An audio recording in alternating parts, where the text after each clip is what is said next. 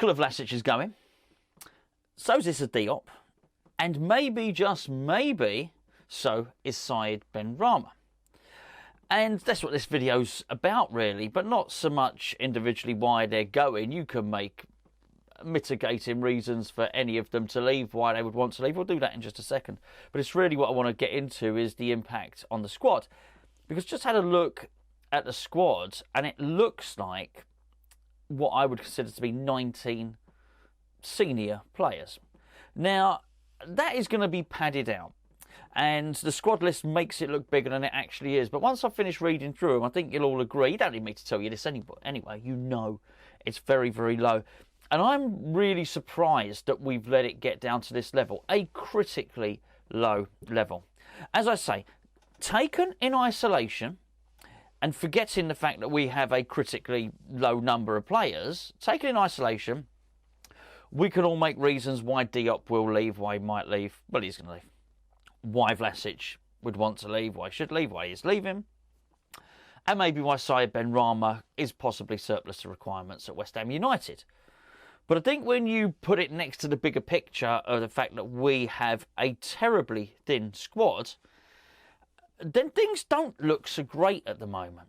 Now, there's still 3 weeks left of the transfer window, and there's time to rectify that. All I would suggest is we're leaving it a little bit late on that. And it's not like some meltdown that, oh, when West Ham can't bring players, we're not going to bring players in. I would just suggest this. If what you have is a squad of 25 senior players and the additional numbers, they're supplemented by players who might be coming through the ranks, players from the under-23s, that sort of thing, there's not the same urgency as a club like West Ham. Here's my point. We've got a more urgent situation than many of the other clubs. It was bad last season. We've lost players since then. I know this, you know this, David Moyes knows this. However, it ain't looking too clever at the moment. I just want to read through the squad list of players before we talk about individually why these players like Diop are off. Lucas Fabianski, Darren Randolph, Areola, Nathan Trott's in there. Okay, 4 goalkeepers. Now, I guess some might call Nathan Trott a senior goalkeeper, but he's not for West Ham, not at the top level. He's played on loan, he's played some senior football. We'll call Randolph, look, he's an Ireland international. He's not going to be used in case of emergencies, but, you know, I'm going to count 3 of those. I'm not going to count Nathan Trott. Then we go down to Aaron Cresswell, Kurt Zouma, Soufal, Craig Dawson, Ogbonna, Ben Johnson, Nigel Girdwood. Well, 2 of those are injured. One of them, it ain't looking too clever. I'm talking about Ogbonna here. Harrison Ashby is also named in the squad. He's an up-and-coming player. I'd like to think he'll do really well. I really like the player. But you can't consider him to be a senior player. But there he is. There he is, bulking out the squad to try and make that 19 players look more like 22, 23. This is not good. Then you've got Pablo Fornals. Then you've got Lanzini, Thomas Souček, Declan Rice, Connor Coventry. Just copy and paste what I just said. Harrison Ashby. Flynn Downs, Mikel Antonio, Jared Bowen, Skamaka and Cornet. Okoflex is also in there, by the way. Again, you can say the same sort of thing. This is a worry. This is a massive worry. And with that in mind, we've got to look really carefully at what we're doing here with Nikola Vlasic. I know he ain't everybody's cup of tea. Crikey, he ain't even David Moyes' glass of water when he's desperately thirsty. Let's be fair. Never mind cup of tea. But is it the right thing to do at this moment in time to get rid of him before we've secured somebody? Getting somebody in. We keep doing it the wrong way round. Get the player in, then let the other players go. I want to say a massive thank you to Spitch, who are sponsoring and paying for this video. Who are Spitch? Well, they're the same team as our mates over at OneFootball, who you know, but Spitch make the ultimate fantasy football app. Now, when I say the ultimate fantasy football app, it really is absolutely fantastic. I should know. I've been playing it for the past week. It's available in the UK, it's available in Brazil, Austria and Germany, but you've got to be 18 years or over to play it. That doesn't mean it's all gambling, by the way. There are free games to play on there where you can play for free and win money, or you can play for money and win even more money. In fact, they're up to £70,000 pounds worth of English pounds worth of prizes every single week. And at Hammers Chat, we've got our own little free to play Hammers Chat mini league section. So come over and join us. But if you're going to sign up to Spitch, and we would very much appreciate if you did, please use the link below, and they'll know you've come from this video. Now, it's when I say it's actually quite clever. Last week, I had Saka in my fantasy football team for them as a midfielder. I went to resubmit my team this week, and they said, oh, no, you don't. No, you don't. We've been having a look. He's now a forward. So it really does. It analyses all the small detail, all the throw-ins, all the passes, everything that you think would probably go into a player playing fantasy football, which makes it that little bit more detailed and that little bit more involved. The link's below. It's free to join. Go and check it out. As a case in point, the Diop situation is, I understand, a difficult one, maybe for the club to handle. Issa Diop wants to go. We understand that there might have been some reluctance to play, let's call it that, from Issa Diop. He wanted to force the move through. Again, you look at it individually, you get it. He's not been featuring, he's not in David Moyes' long-term plans. But normally, we would be the club would have the strength here. We could say to Fulham, look, we'll do a transfer deadline day deal thing. Let's get another centre-back in. But he's going. The Vlasic one is really, really awkward. But I think we've only got ourselves to blame here. I think the player's got a really, really good attitude. Apparently, he only wants to go to Torino. We're not in a position to force somebody to go anywhere. What he's saying is, actually, I want to stay at West Ham. And we're saying, well, you've got to go. You have to go somewhere. And he's turning around saying, right, okay, right, I'll go to Italy. I mean, let's be fair, it's near home for him. It's near home. If at that point we're then saying, no, we don't want you to go to Italy, we want you to go to Turkey. And he's turning around saying, I don't want to go to Turkey. I don't want to play in the Turkish league, I want to go to Italy. We're not in a position to force that through. So the moment we decide we don't want somebody, we're disadvantaged. Unless there's going to be loads of bidders for him. But this is where we've disadvantaged ourselves. We didn't play him enough times to make him attractive, make him alluring to other clubs. It's very difficult to try and repackage Nikola Vlasic as somebody that other clubs are going to want to buy. I don't know. I mean, we could spend a long time delving into why that transfer happened. It's a really, really odd one, it has to be said. Very bizarre transfer indeed. 29 million gets bandied around. We won't pay anywhere near that because he's not going to have hit all the clauses. I think wouldn't be surprised if we end up paying 19 million for him.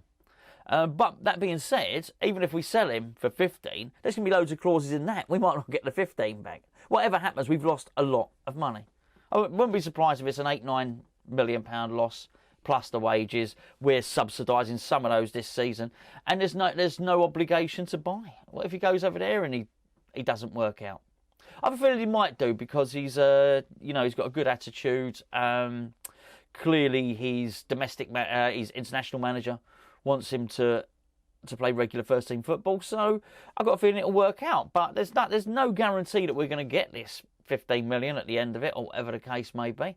If it's that at all, it might work out the other way where he's absolutely brilliant and there's a bidding war. But whatever happens, it's not been a successful transfer. I don't think you can really sort of cut and slice that and pretend that it's anything other than a failure of a transfer. But why haven't we got somebody in before this goes out? I understand. Look, we'll discuss it tomorrow, the transfer targets and who we're in for. That's not really what I'm talking about here. So then Benrahma. The Benrahma one. Nottingham Forest are after Benrahma. Okay, well that's an interesting one really. Benrahma does not fit David Moyes' system at all. There's a suggestion that David Moyes didn't even select the player. I don't know what the truth is. I don't know. And to be fair, at this point, I'm beyond caring. Who bought him? I don't know, but he does not fit the system. So with that in mind, there's a good reason to let him go, but not yet. You can't let him go yet. You really can't. Not until we've brought somebody else in. Because somebody said, oh, Maxwell Cornet is Benrahma's replacement. Well, hold on a second. That was what was being said about Masuaku. We can't keep losing two players and replacing them with one. That was it, because I've heard Flynn Downs called Mark Noble and Alex Kral's replacement. Well, which is it? And yes, we've got Coventry there, but we're talking about senior players here. I'd love to think Coventry will get used this season. He'll have to, because the squad is so thin. It's the same with Ashby. He's going to have to get used as well. And the other day, was it 2-3 days ago, I did a video saying I think we need one more striker. little did I hadn't really been paying massive attention, because at that point I didn't think, I guess we didn't know all the ins and outs about Diop. We didn't know that Vlasic was on his way now. I knew Vlasic would go, I just thought someone else coming in first. And we didn't think Saïd Benrahma was going to leave as well, because I thought actually it's a really important game for season for Saïd Benrahma, because I felt we needed him. But maybe not as a first team starter, but as an impact player on the bench. We needed him. I was expecting Saïd Benrahma to play 40 games this season. Yeah, granted, half of them might have been off the bench. 10 of them might have been in Europe as well. But whatever, 10 games in Europe. Who am I kidding? That'd be nice, wouldn't it? But you know what I mean. We've now got to go and find another player to play that position. And then you look at the players that we're relying on in this thin squad. Players that are really struggling for form. We've got somebody like Pablo Fornals, who is a really good squad player, but that's what he should be. He shouldn't be in such a small squad that he's going to play almost every single game. Then we look at Antonio. Antonio does not look fit. Antonio looks broken. So there needs to be another forward being brought in then. And we'll deal with the players we're looking to bring in tomorrow's video, because there seems to be an over-reliance on Chelsea to make this all work, which I don't like, for reasons I'll explain tomorrow, and reasons you probably guessed already. They can't be relied upon. They're a tricky club to do business with at the moment, Chelsea. We'll talk about that tomorrow. That ain't good. Then we look at the centre-backs. Agurd is out. Ogbonna's out. Diop's off. We played a back three. Back three should really be 3 centre-halves. Now, I understand Moyes likes to throw a little curveball in there tactically, but that wasn't what was going on. Because I think had David Moyes... I'll answer me this. Well, you'd have to do it in the comments. I can't hear you right now. If everybody was fit and Moyes wants to play 3 centre-halves, those 3 centre-halves, let's be fair, would be Dawson on the right, would be Zuma in the middle, and would be Agurd on the left. David Moyes, given the first choice, not going to pick Aaron Cresswell or Ben Johnson as centre-backs, is he? So that shows how thin we are, which begs the question again, why are we doing this? Why are we offloading these players before more have come in? And what we do is we leave ourselves in a disadvantaged situation. As I record this video now, 5:30 on Wednesday afternoon, we're looking at it and we're upping our bids for a couple of players. But it seems like we're doing it desperately. We're not taking our time like we did with Agurd, not taking our time like we did with Scamacca. I mean, whether you think it's been a good or bad transfer window, the signings we've successfully done, which I would suggest would be Cornet, you know the ones, we've sort of taken our time. Now we've got a bit of a panic on. Other clubs know we've got a panic on. Oh, well, okay, we'll bid this much for him. Oh, nothing. Okay, let's bid. We're bidding again hours later. And this is what happens when you don't get this stuff wrapped up at the start of the window. The other thing I would suggest is we've not been waiting for money to come in. There's no money coming in from Vlasic. So clearly, we're still bidding at the moment. We know we bid for Onana. Clearly, all window, we have had way more than £100 million to spend. Way more. And we've had big wages as well, because we were willing, we might not have been able to match what Forest threw at Lingard, but we were still willing to pay him, believe it was 150 grand a week. We were still willing to pay a lot of these other players very, very big wages. Onana was going to get big wages for us. It might not have been what he wanted, but it was still going to be 60 grand a week, rising to 100 grand a week. Scamacca's on good money. These players, Cornet's on good money. These players come in, they get good money. We've had a big wages pot and a big transfer kitty. I don't know why one's a pot and one's a kitty. Or whatever. Whatever way you want to cut and slice it, we've had this money from the start of the window. Why are we desperate now? Why do we... David Moyes says the words, I should have brought people in January. Oh, we're short, we're really short now. Well, why take so long to do it? This tactic hasn't worked for us. It's almost like there's some sort of value to be had for leaving it late. But I just don't think there is. It doesn't appear to be. Look at the teams that got their business done early. Arsenal, they looked all right. Tottenham, they looked all right. They got their business done early. I don't want to talk about Man City looking all right, but you know what I mean. A lot of these clubs got their players in, and they got them in early. And it served them really, really well. I'd love to know from David Moyes what the advantage is from leaving it late. Now, I'm sure David Moyes would argue, well, we're not leaving it late. We brought in Areola, we brought in Flynn Downs, brought in Agurd, we brought in Cornet, we brought in Scamacca, we brought in 5 players. And that counter-argument to that would be, that's fine in normal circumstances, but this is not normal circumstances, by your own admission, dealing with a club who are who are decimated by the loss of players. I tell you again, 19 senior players. 19. Little bit of smoke and mirrors. You can make it 23 by chucking in an Occo Flex and a Nathan Trott and all the rest of it. But you know and I know that is not reflective. These are not players that David Moyes is going to get used. On the squad, oh look, there's a squad at 23. It's not. It's not. You know it and I know it. David Moyes is not using those players. So that honestly, it could be. Might as well leave those squad places blank. Now, you know, listen, there's no doom and gloom. This is nothing to do with the Man City game, personally.